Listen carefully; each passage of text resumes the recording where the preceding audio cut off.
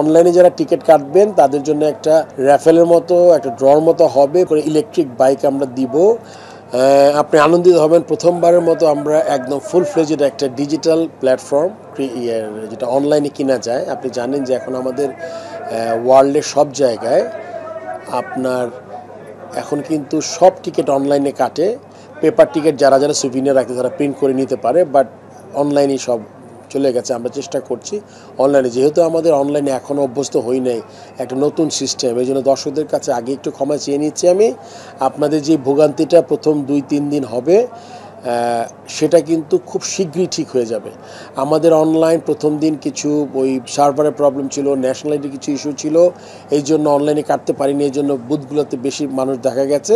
But I am sure এমন দিন আসবে যেটা আমি খুবই অত্যন্ত আনন্দিত হব, যেখানে আপনার অনলাইনে টিকিট কাটবে। এটাতে সবচেয়ে বড় সুবিধাটা হচ্ছে, আপনি জানেন তো একটা টিকিট মানে একটা টিকিটের যে মূল্য ওইটা একটা টাকা। যদি আমি 2000 টাকার টিকিটের দাম ধরি, এটা কিন্তু 2000 টাকা আপনার হাতে। সো এইটাতে যত লোক ইনভলভ কম করা যায়, এটা সিস্টেম হবে। আপনি টিকিটটা কাটবেন, টিকিটটা কাটার পরে এই টিকিটটা আপনার চলে যাবে গেটওয়ের মাধ্যমে দিয়ে। আমাদের যে টিকিটের যেই বিসিসিবি টিকিট কালেকশন একটা আমরা অ্যাকাউন্ট করেছি সরাসরি, এখানে কোনো হিউম্যান ফ্যাক্টর নাই। সো এইটা যদি আমরা পুরোপুরি করতে পারি, আমাদের যেমন ভোগান্তি কম হবে, রেভিনিউটা ইমপ্রুভ করবে, সো দ্যাট আমরা এই টাকাগুলো অন্য কোনো কাজে লাগাতে পারি। আর আপনি বলেছেন ঠিকই, দর্শকরা যখন কালকে নতুন জিনিস যখন হয় তখন আসলে একটু প্যানিক করেছি আমরা, কিছু গুজবও ছড়িয়েছে, এগুলোর থেকে আপনারা কান না দিবেন। আপনি দেখবেন ইনশাল্লাহ আগামী 2-3 দিন মধ্যে ঢাকা রাউন্ডে মোটামুটি আমরা পুরোপুরি জিনিসটা একটা সিস্টেম এনে ফেলতে পারবো। যারা অনলাইনে টিকিট কিনবে তাদের জন্য করণীয় কি থাকবে? তাদের অনুরোধ থাকবে, অনলাইনে যারা টিকিট কেটেছেন তাদের প্রিন্ট করার কোনো দরকার নাই। টিকিটটা আপনি অনলাইনে কিনবেন, যেই ডিভাইসে আপনি কিনে নিয়ে আসবেন ওই ডিভাইসটা আপনি শুধু যেই চেকার বা ট্র্যাকার বা যেই মেশিন নিয়ে লোক থাকবে আপনার, কেন এটা আপনি জানেন এটা ডাবল ট্রিপল প্রোটেকশন দেওয়া টিকিট, এই টিকিট নকল করতে পারবেন না। কিউআর কোড ছাড়াও এখানে আরও নতুন একদম মানে খুবই উন্নতি প্রযুক্তি ব্যবহার করা হয়েছে, বিডিএস।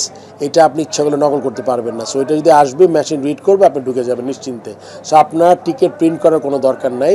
যারা ব্যাংক থেকে টিকিট কাটবেন ওখানে সেম বিডিএস থাকবে, এবং আপনাদের মাথায় রাখতে হবে প্রত্যেকটা টিকিটের হিসাব আছে। আমরা যেসব জায়গায় আমরা কিছু টিকিট আমাদের, আপনি জানেন যে আমরা বিনামূল্যে সরবরাহ করি, যারা আমাদের হেল্প করে থাকেন তাদের টিকিট, রেভিনিউ টিকিট, সব টিকিটের কিউআর কোড, বিডিএস, প্রত্যেকের আলাদা নাম্বার, এই সেকেন্ড আর জেনারেট কেউ করতে পারবে না এই টিকিটটা।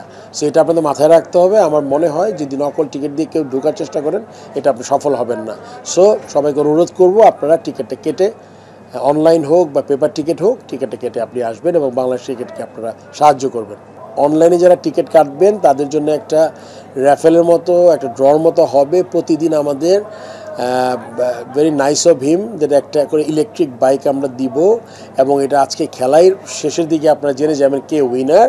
তো যারা অনলাইনে টিকিট কাটছেন তাদের জন্য এই সুযোগটা থাকবে, যারা অফলাইন বা টিকিট কাটছেন তারা এই সুযোগটা পাবেন। প্রথমেই আমি অত্যন্ত আনন্দিত। আমার মনে হয় যে আপনি যখন কোনো একটা কাজ করবেন ওই কাজের থেকে যদি কোনো ফিডব্যাক আর যেটা আশা করেন যদি কাছাকাছি আসেন, তাহলে আপনি এটা স্বাভাবিকভাবে আপনাকে অনেক আনন্দ দেবে।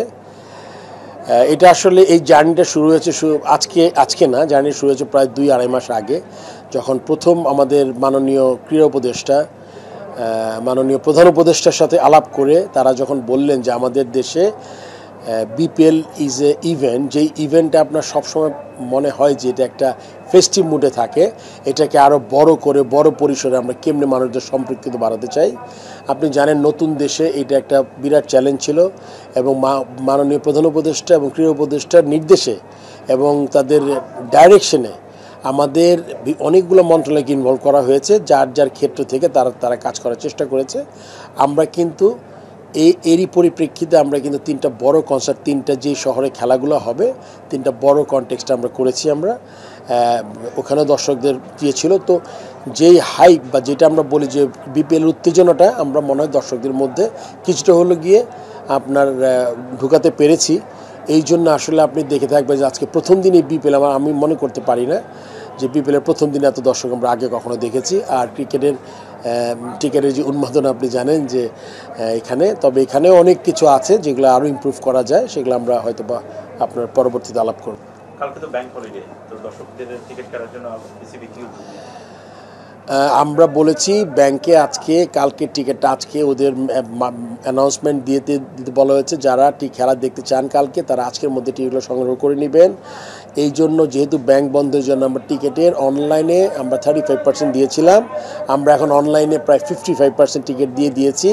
আপনি অনলাইনে গেলে টিকিট পাবেন। সবাইকে অনুরোধ করব যারা খেলা দেখতে ইচ্ছুক কালকে তারা আজকের মধ্যে অনলাইনে টিকিটগুলো কিনে ফেলবেন, এবং আপনি যতক্ষণ টিকিট থাকবে, এটা বুঝতে হবে ঢাকা শহর আমাদের অত্যন্ত জনবহুল একটা শহর। এই শহরে কিন্তু আপনার অনেক মানুষ বাস করি। আমাদের কিন্তু স্টেডিয়ামের ক্যাপাসিটি মাত্র আপনার 24 না 25,000। তার মধ্যে থেকে বলেছিলাম কিছু টিকিট আমাদের বিভিন্ন এজেন্সিতে দিতে হয়। এছাড়া টিকিটে সব যে খেলা দেখতে ইচ্ছুক তারা একটু আগে টিকিটটা সংগ্রহ করবেন। আর আমাদের এখানে একটা সুইমিং পুলের পাশে একটা বুথ তৈরি করেছি। আপনাদের কাছে আমার অনুরোধ থাকবে, একটা ভালো জিনিস করার চেষ্টা করছে ক্রিকেট বোর্ড, এটাতে আপনার সর্বোচ্চ সহযোগিতা করবেন। আপনারা এটা নিয়ে কোনো মারামারি নাই, আর এই টিকিট কিন্তু একসময় শেষ হয়ে যাবে, এইটা আপনার মেনে নিতে হবে। আপনার সেকেন্ড আবার ট্রাই করতে হবে। সো আমি সবাইকে অনুরোধ করব শৃঙ্খলা বজায় রেখে আপনারা, আজকে কিছু অনাকাঙ্ক্ষিত ঘটনা ঘটেছে, যারাই করেছে আমার আশা করব যে আপনি এই ধরনের কোনো কাজ করেন না। ক্রিকেট বোর্ড, আমি আজকে বোর্ড প্রেসিডেন্ট, এটা কিন্তু আমার কোনো সম্পত্তি নয়।